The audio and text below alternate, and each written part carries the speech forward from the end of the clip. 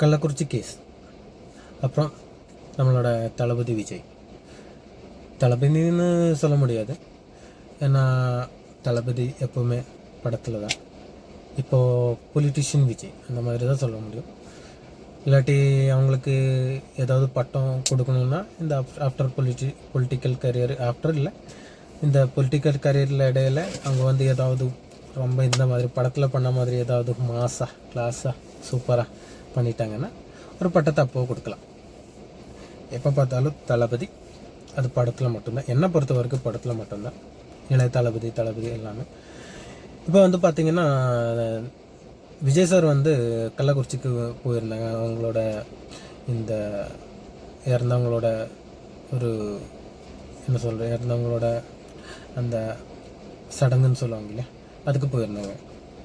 அப்போ அங்கே வந்து பார்த்திங்கன்னா ஏதோ ஒரு அம்மா வந்து அவங்களோட காலை பிடிச்சாங்க, இல்லாட்டி யாரும் சொல்லிவிட்டு தள்ளி விட்ட மாதிரி இருக்குன்னெல்லாம் சொன்னாங்க.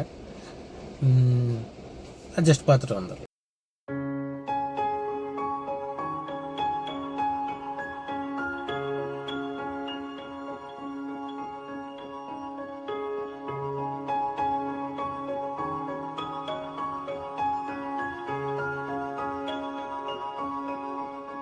உங்களை வந்து ஏதோ கால் ஒழுகு சொல்ற மாதிரி சொன்ன மாதிரி அதெல்லாம் யாரும் சொல்லிங்க, அந்த மாதிரி எதுவும் கிடையாது. அப்போ இதில் நான் சொல்ல வர்றது என்ன, ஏன் நாம் காலை பிடிக்கணும்?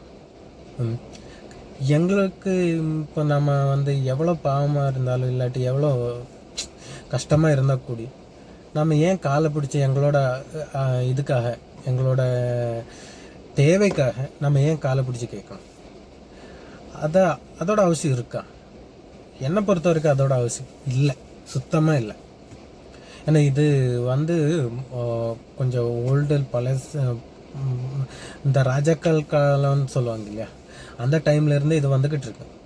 அவங்க தான் இதுக்கு முற்றுப்புள்ளி, அவங்க தான். அவங்க ஏதாவது இப்படி சில்லறையாக அப்படி கையில் இப்படி கொடுப்பாங்க, அதை அப்படியே பிடிச்சி அவங்கள கால் அவங்கள பாதத்தை அப்படியே போட்டு அம்மோ நமோ நாராயணன்னெல்லாம் சொல்லி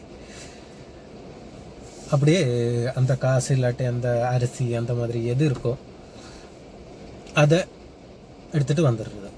அது இப்போவும் ஃபாலோ பண்ணிக்கிட்டு இருக்காங்க. நம்ம என்ன திங்க் பண்ணணும்னா, இப்போது இது ராஜர் இல்லாட்டி ராஜா அவங்க வந்து ரூல் பண்ணுற காலம் கிடையாது. இப்போ இருக்கிறவங்க எல்லாம், இப்போ யாரெல்லாம் எங்களை ரூல் பண்ணுறாங்களோ அவங்கெல்லாம் நாம் தேர்ந்தெடுத்தவங்க, சரியா? அவங்களோட கால் பிடிக்க வேண்டிய அவசியமே கிடையாது. நமக்கு என்ன தேவையோ நமக்கு சொல்லி புரிய வைக்கலாம், இல்லாட்டி நம்ம மனுவை எழுதி கொடுக்கலாம். அந்த மாதிரி தான் பண்ணணும். ஏன் கால் பிடிக்கணும்?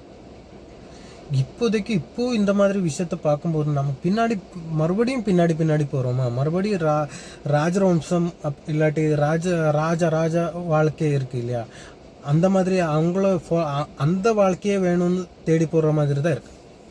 அந்த மாதிரி இருக்கக்கூடாது, டெவலப்பிங் இருக்கணும் இல்லையா? அவ்வளோதான். அவங்களுக்கு பிடிச்சிருக்கு, அவங்க பண்ணியிருக்காங்க.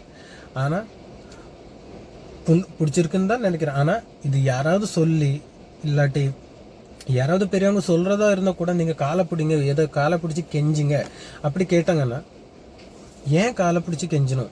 அதுதான் கேட்கணும். இல்லாட்டி உங்களுக்கு ஓகே எனக்கு காலை தான் பிடிக்கணும், அவங்களோட காலை பிடிச்சி தான் ஆகணும்னா ஓகே, அந்த மாதிரி பண்ணிக்கோங்க, உங்களுக்கு விட்டது. இல்லாட்டி உங்களோட ஒரு தேவை, உங்களோட ஒரு வாழ்க்கை தேவை, அது உங்களுக்கு கிடைக்கணும்னு இன்னொருத்தரோட காலை போய் பிடிக்க வேண்டிய அவசியம் கிடையாது, சரிங்களா? எங்க நீங்கள் இது வந்து ரெஸ்பெக்டாக எதிர்பார்க்குறீங்கன்னா இது கிடையாது. ரெஸ்பெக்ட்னா எனக்கு தெரிஞ்ச வரைக்கும் ரெஸ்பெக்ட்னா நாம் பேசுகிறதுல பழகுறதுல அந்த மாதிரி தான் ரெஸ்பெக்ட் இருக்கணுமே தவிர இந்த மாதிரி கால் பிடிச்சா ரெஸ்பெக்ட் வரும். ஆமாம், இது வந்து எப்படின்னா, இது வந்து சின்னதுல இருந்தே அப்பா அம்மா அவங்க தான் சொல்லி கொடுத்து வளர்ப்பாங்க. ஏன்னா அவங்களோட அப்பா அம்மா அப்படி தான் வளர்த்துருப்பாங்க, ஓகே. ஆனால் அவங்க இப்போ தான் எனக்கு புரிஞ்சுது, என்னையும் அப்படி தான் வளர்த்தாங்க. சின்னத்துலலாம் வந்து பார்த்திங்கன்னா ஒரு ஃபெஸ்டிவல் வரும்போதெல்லாம் அப்படியே அப்பா காலால் பிடிச்சிக்கிட்டு அப்படியே பிடிக்கிறது தான். ஒரு 10 ரூபா கொடுத்தாங்கன்னா விட மாட்டோம், 20 ரூபா கொடுத்தாலும் விட மாட்டோம், அப்படியே பிடிச்சிக்கிறது தான். அது ஏன்னா அங்கே வந்து எனக்கு 50 ரூபா தேவை, அந்த தேவைக்காக தான் நான் உங்களோட காலை பிடிச்சிக்கிட்டு இருக்கேன்னு அன்னைக்கு எனக்கு புரியல. அன்னைக்கு நான் நினச்சேன் என்னன்னா, எனக்கு எப்படியாவது இது உங்களை காலை பிடிச்சா போதும், எனக்கு எப்படியாவது 50 ரூபா கிடைச்சா போதும், அப்புறம் அவங்களுக்கு இருக்கிற ரெஸ்பெக்டும் அந்த மாதிரி தான் நினச்சிட்டு இருந்தேன். இப்போ கல்யாணம் அந்த இதுலலாம் பார்த்தீங்கன்னா எவ்வளோ பேரோட காலை பிடிக்கணும். அதான் நான் சொல்கிறேன், ஏன் பிடிக்கணும், வை, அதோட தேவையே இல்லையே. இப்போ வந்து பார்த்தீங்கன்னா சின்னதில் இருக்கும்போது என்னோட அண்ணா எனக்கு என் அம்மா சொல்லுவாங்க, என்னை விட 1 மாதம் பெரியவனா இல்லாட்டி பெரியவளா இருந்தால் கூட நான் அக்கான்னு கூப்பிடணும் இல்லாட்டி அண்ணான்னு தான் கூப்பிடணும்னு சொல்லுவாங்க. இப்போ தான் நான் வந்து ஒரு 4 ஸ்டேட்டு அப்படியே ரவுண்ட் போட்டு கொஞ்சம் அப்படியே ஃப்ரெண்ட்ஸெல்லாம் வரும் இல்லை, அப்படியே நம்ம கம்யூனிட்டியில் நம்ம வந்து அப்படியே எல்லாம் வேறு கம்யூனிட்டியில் போகும்போது தான் எங்களுக்கு எக்ஸ்பீரியன்ஸ் வரும். ரெஸ்பெக்ட்டுன்னு என்ன, எந்த மாதிரி தான் ரெஸ்பெக்ட் கொடுக்கணும், எந்த மாதிரி நம்ம ரெஸ்பெக்ட் வாங்கணும், அதெல்லாமே நமக்கு அப்போ தான் தெரிய வரும். எனக்கு சொல்லணுன்னா ஒரு ஆஃப்டர் 25 அந்த டைமில் தான் எனக்கு இந்த ஒரு நாலேஜே வந்துருச்சுன்னு நினைக்கிறேன். எப்படி வந்து பார்த்திங்கன்னா நம்ம வந்து ஒருத்தர்கிட்ட பேசுகிறது பழகிறது, அது எந்த மாதிரி பேசுகிறோமோ அதில் தான் இருக்குது ரெஸ்பெக்ட். இப்போ வந்து நான் சொன்னேன்ல, அம்மா வந்து ஒரு மாதம் பெருசாக இருந்தால் கூட அவங்க வந்து சொல்லுவாங்க இந்த மாதிரி ரெஸ்பெக்ட்டு, அவங்கள அண்ணான்னு கூப்பிடணும் அக்கான்னு கூப்பிடணும். இப்போ நான் என்ன பண்ணிக்கிட்டு இருக்கேன், என் வீட்டில் என் அண்ணனை வந்து டே அண்ணா, வாடா அண்ணா, போடா அண்ணான்னு கூப்பிட்டுருக்கேன். அதான் என்னோட அண்ணனோட பேர் கண்ணான்னு இருந்தால் டே கண்ணா, வாடா கண்ணா, போடா கண்ணா, எவ்வளோ சிம்பிளாக இருக்குது, நல்லாவும் இருக்குது, நல்லா ஜாலியாக இருக்கேன்.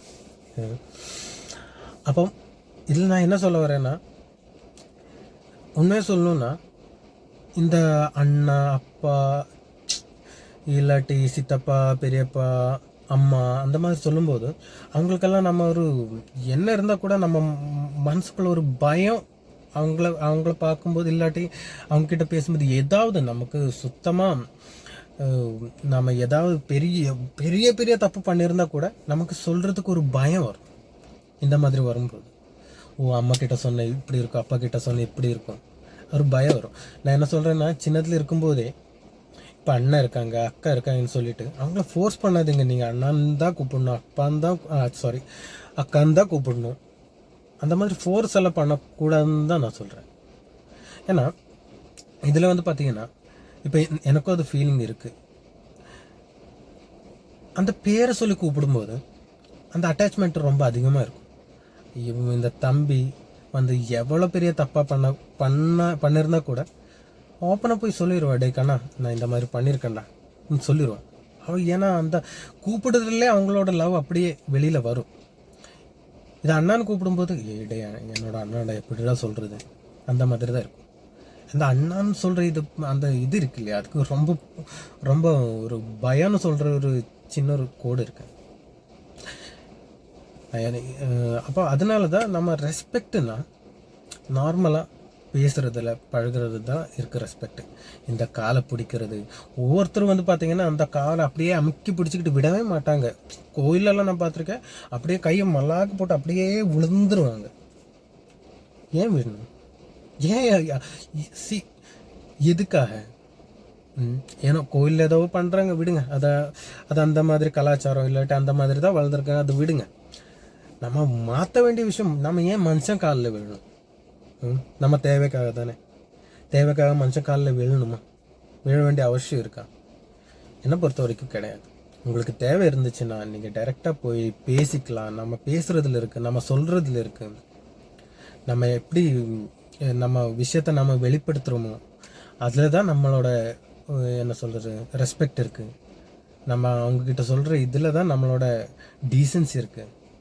காலை பிடிச்சிட்டாங்க ஒவ்வொருத்தரும் நினைப்பாங்க. எனக்கு தெரிஞ்ச மாதிரி அதிகபட்சம் இப்போ நம்ம ஒரு தலை தோனியெல்லாம் பார்த்தீங்கன்னா அவங்களாம் வந்து கிரவுண்டில் வந்து காலை பிடிக்கும்போது அவங்களுக்கு கோபம் வரும்.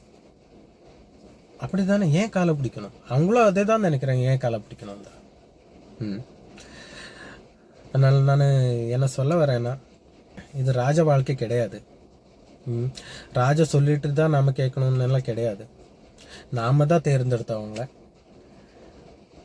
அப்போ அவங்க தான் எங்களுக்கு பண்ணி கொடுப்பாங்க. நம்மளோட என்ன கஷ்டம் இருந்துச்சுன்னா நமக்கு அவங்களுக்கு சொல்லிக்கலாம். அவங்க அது பண்ண மாட்டாங்கன்னா, அது நீங்கள் காலை பிடிச்சாலும் கையை பிடிச்சாலும் அவங்க பண்ண மாட்டாங்க.